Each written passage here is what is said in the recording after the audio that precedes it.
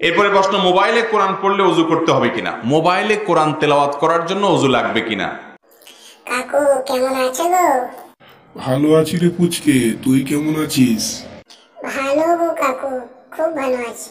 তো কি ব্যাপার কি? এই যে তোমার সঙ্গে দেখা হয়ে গেল, ভালোই হলো।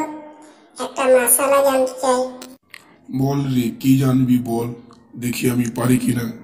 কাকু বর্তমান যুগে তো এখন মোবাইল দিয়ে সব কিছুই হচ্ছে, তো মোবাইল দিয়ে কি কোরআন পড়া যাবে? আরে বোকা দেখ, এ উত্তর আমি কেন দিতে যাব? এ তো শায়েক দেবে। শোনাও তাহলে। মন দিয়ে শুনবি তাহলে, হ্যাঁ। এরপরে প্রশ্ন, মোবাইলে কোরআন পড়লে ওযু করতে হবে কিনা? মোবাইলে কোরআন তেলাওয়াত করার জন্য ওযু লাগবে কিনা? এই যুগে আলহামদুলিল্লাহ স্মার্টফোনগুলোতে কোরআনে কারীমের অ্যাপ ডাউনলোড করে তেলাওয়াত করা যায়, তাই না?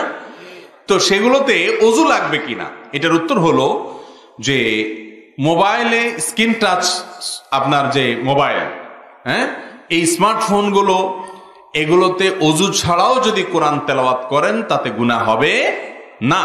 কারণ হলো কোরআনে কারীমকে আপনি সরাসরি যখন ধরবেন তখন আপনার ওযু থাকা লাগবে, কিন্তু মোবাইলের ভেতরে যে কোরআন আছে, যেটা সফট কপি বলা হয়, এই সফট কপি, এটা টাচ করা যায় না, ধরা যায় না। আপনি চাইলেও এটা ধরতে পারবেন।